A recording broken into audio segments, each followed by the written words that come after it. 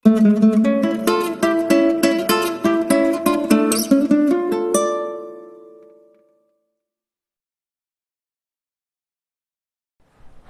Students, আশা করি তোমরা সবাই খুব ভালো আছো।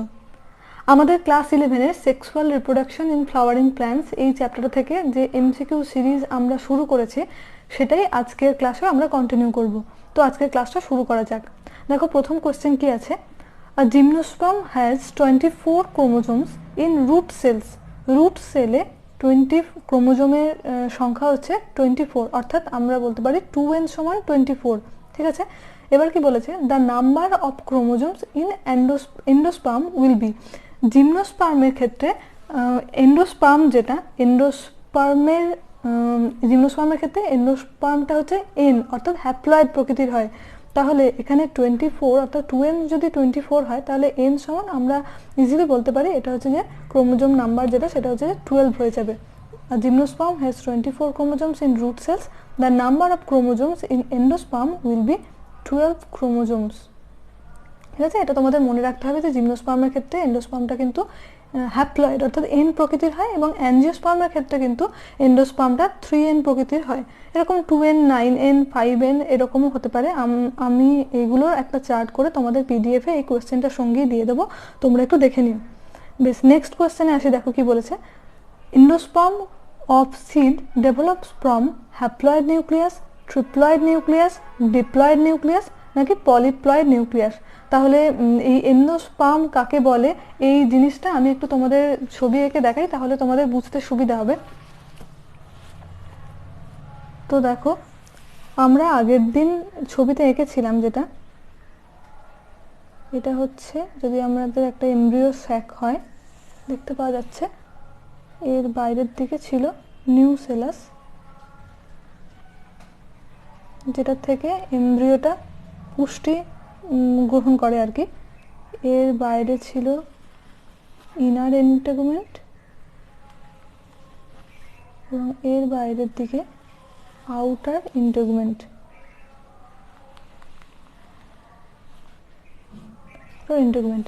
বেশ, তাহলে এই অংশটা মাইক্রোপাইল,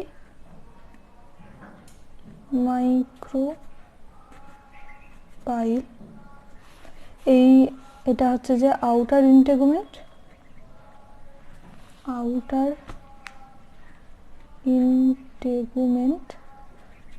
আর এটা হচ্ছে ইনার ইন্টেগুমেন্ট।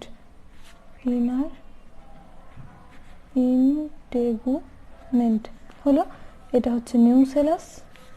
প্রত্যেকটা পয়েন্টিং করে নেবে তোমরা নিউসেলাস, এবং এই ভিতরে যেটা সেটা হচ্ছে এমব্রিও শ্যাক। ভিতরে এটা হচ্ছে এমব্রিও শ্যাক, অর্থাৎ বাংলায় বলে ভ্রূণস্থলী, যেটা এমব্রিও শ্যাক। এমব্রিও শ্যাকের মধ্যে থাকে দুটো সাইনার্জিস এবং একটা এগ সেল। এই দুটো সাইনার্জিস, এটা হচ্ছে এগ সেল। আর এখানে থাকে অ্যান্টিপোডাল সেলস, এই সবগুলি হচ্ছে অ্যান্টিপোডাল সেলস, এবং মাঝখানে থাকে দুটো পোলার নিউক্লিয়াই একসঙ্গে যুক্ত হয়ে তৈরি করে সেন্ট্রাল সেল। তাহলে এইগুলো পয়েন্টিং করে নিই একটু এদিকটা দিয়ে, এটা আর এটা দুটো, এই দুটো হচ্ছে যে সাইনার্জিডস অর্থাৎ সহকারী কোষ। সাইনার্জিডস, এটা হচ্ছে এগ সেল, দেখা যাচ্ছে নিশ্চয়ই, এটা হচ্ছে এগ সেল, এটা হচ্ছে সেন্ট্রাল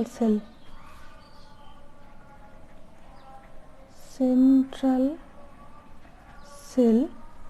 এবং এইদিকে এই তিনটেই হচ্ছে বোঝা যাচ্ছে নিশ্চয়ই, এই যে তিনটে সেল এখানে আছে, তিনটে সেলকে একসঙ্গে বলা হচ্ছে অ্যান্টিপোডাল সেল।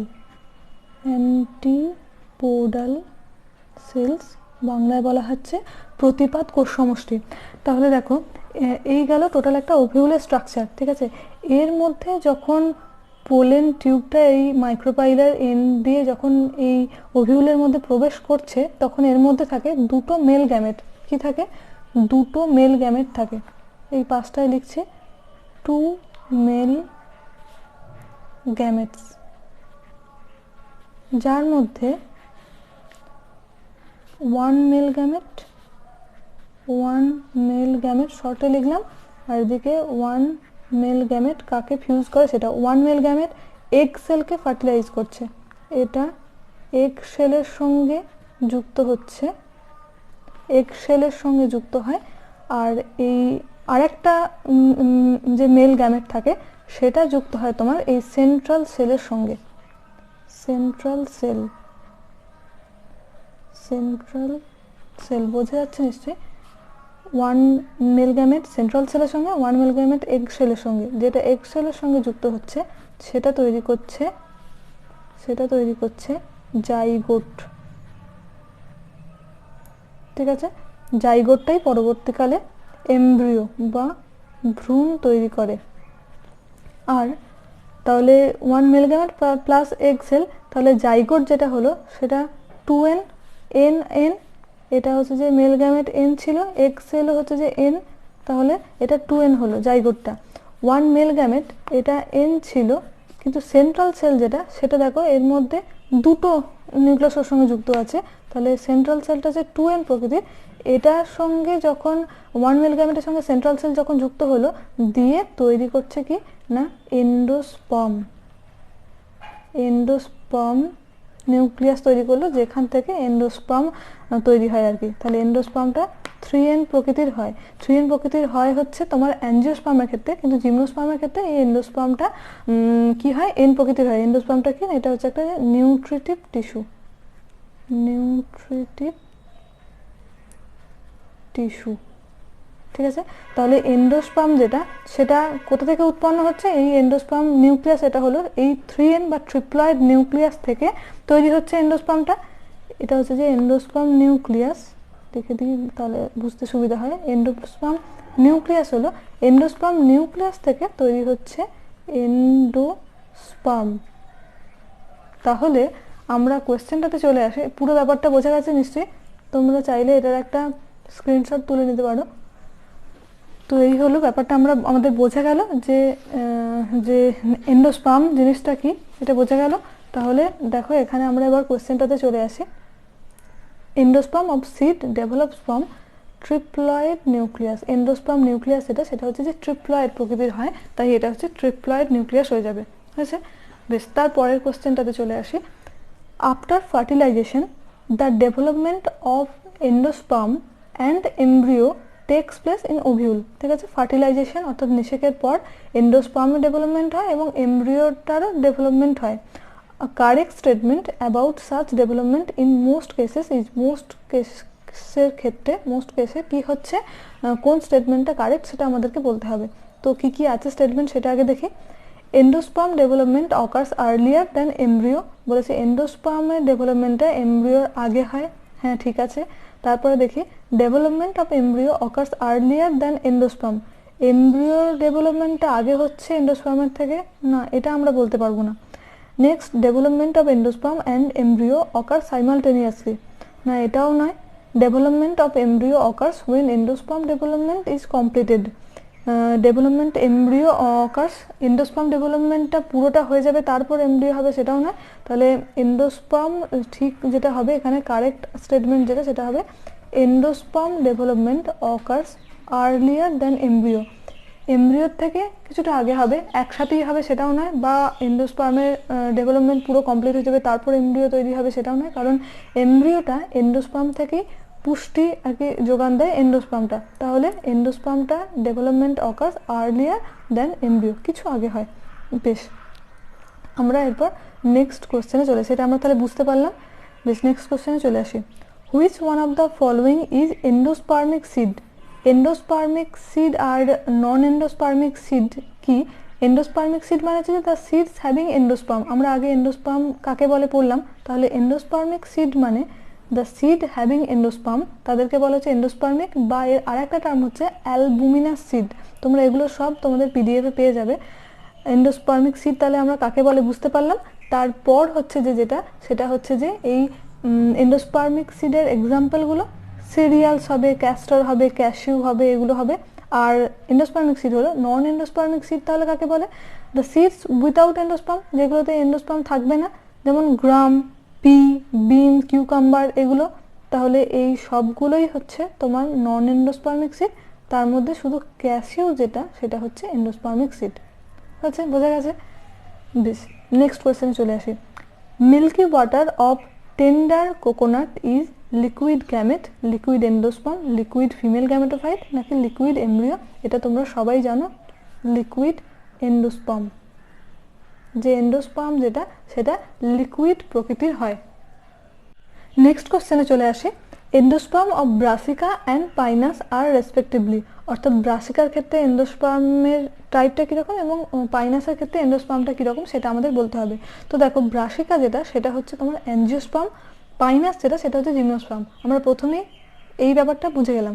তাহলে আমরা একটু আগেই বললাম যে অ্যাঞ্জিওস্পার্মদের ক্ষেত্রে কিন্তু এন্ডোস্পার্মটা হচ্ছে ট্রিপ্লয়েড প্রকৃতির হয়, এবং পাইনাস অর্থাৎ জিমনোস্পার্মের ক্ষেত্রে তোমার এন্ডোস্পার্ম যেটা সেটা হচ্ছে হ্যাপ্লয়েড প্রকৃতির হয়। তাহলে দেখে নাও এখানে অপশনগুলোর মধ্যে ট্রিপ্লয়েড হচ্ছে ব্রাসিকা এবং হ্যাপ্লয়েড হচ্ছে পাইনাস। তাহলে ট্রিপ্লয়েড এবং হ্যাপ্লয়েড এটা হয়ে যাবে আনসার।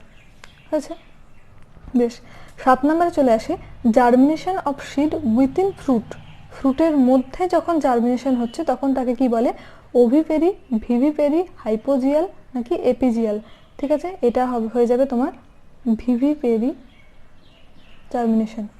আচ্ছা, জার্মিনেশনটা যখন ফ্রুটের মধ্যেই হচ্ছে তখন তাকে বলা হচ্ছে ভিভিপেরি। ঠিক আছে, তারপরে চলে আসে the ovary after fertilisation is converted into, আমাদের ফুলের যে ওভারিটা আছে সেটা ফার্টিলাইজেশনের পর কিসে পরিণত হচ্ছে? Embryo, endosperm, fruit, seed. দেখো আমরা বললাম যে এন্ডোস্পার্ম তো হবে না, এমব্রিও যেটা সেটা হচ্ছে জাইগোটটা এমব্রিওতে পরিণত হচ্ছে। তাহলে the ovary after fertilisation is converted into, এটা ফ্রুট হয়ে যাবে। ওভারি অর্থাৎ গর্ভাশয় যেটা সেটা ফলে পরিণত হয়। নেক্সট কোয়েশ্চেনে চলে আসি। Testa of a seed is produced from ovary wall, hilum, outer integument of ovule নাকি ফিউনিকল? টেস্টটা যেটা সেটা হচ্ছে আউটার ইন্টেগুমেন্ট থেকে হয়, আর ইনার ইন্টেগুমেন্ট থেকে যেটা হচ্ছে সেটা হচ্ছে টেগমেন। তো এটা হয়ে যাবে তোমার আউটার ইন্টেগুমেন্ট অফ ওভিউল। হয়েছে? তারপরের কোশ্চেনে চলে আসি। ওভিউল ইন্টেগুমেন্ট গেটস ট্রান্সফর্ম ইন্টু, ওভিউলের যে ইন্টেগুমেন্ট যেটা আছে, ডিম্বক ত্বক যেটা আছে সেটা ট্রান্সফর্ম হয় কিসে সেটা আমাদের বলতে হবে। তো অপশনগুলো কি আছে দেখি। Seed, fruit wall, seed coat নাকি কটিলেডন্স? তো ওভিউলের যে ইন্টেগুমেন্ট আছে সেটা পরিণত হয়, ট্রান্সফর্ম হয় সিড কোট অর্থাৎ বীজপত্র যেটা। ঠিক আছে, সিড কোট মানে হচ্ছে বীজের যে আবরণ যেটা সেটা। তারপরে চলে আসি অ্যালবুমিনাস সিড। তাহলে আমরা একটু আগেই বললাম অ্যালবুমিনাস সিড বা endosperm, the seeds having endosperm, তাকেই বলা হচ্ছে অ্যালবুমিনাস সিড বা এন্ডোস্পার্মিক সিড। এটার কি অপশনগুলো আছে দেখো, বলেছে পাইসাম, গ্রাম, রিসিনাস নাকি বিন? অ্যালবুমিনাস এই সিডটা হচ্ছে যে রিসিনাস হয়ে যাবে। হয়েছে, রিসিনাস। তারপর দেখো mosaic endosperm is found in wheat, Zea mays, Ricinus নাকি কিউকারবিটা? তো এটা আনসার হয়ে যাবে তোমার জিয়ামেজ। আজকের ক্লাসে আমরা 12টা কোয়েশ্চেন করলাম। তোমাদেরকে এই কোয়েশ্চেনের পিডিএফটা আমি যখন দেব তখন শুধু কোয়েশ্চেনগুলো দেব, এই আনসারগুলো মার্ক করা অবস্থায় দেব না। কারণ তাতে করে কি হবে, তোমরা পিডিএফটা ডাউনলোড করার পর তোমরা নিজেরা সেগুলো প্র্যাকটিস করতে পারবে, এতে তোমাদেরই সুবিধা হবে। সাথে এই কোয়েশ্চেনের আনসারগুলো, এক্সপ্লেনেশনগুলো আমি দিয়ে দেবো, কিন্তু আনসারগুলো আমি মার্ক করে দেবো না। তোমরা দেখো তোমরা নিজেরা এই ক্লাসটা করার পর নিজেরা কতটা করতে পারছো, তাতে তোমাদেরই সুবিধা হবে। তো আজকের ক্লাসটা এই পর্যন্তই। এইটুকুর মধ্যে তোমাদের যদি কিছু অসুবিধা হয় তোমরা অবশ্যই আমাকে কমেন্ট করে জানিও। যদি তোমাদের ক্লাসটা ভালো লেগে থাকে তাহলে তোমাদের বন্ধুবান্ধবদের সঙ্গে ক্লাসটা শেয়ার করো। ঠিক আছে, আজকের ক্লাসটা এই পর্যন্তই। দেখা হবে পরের ক্লাসে। ততদিন তোমরা খুব ভালো থেকো।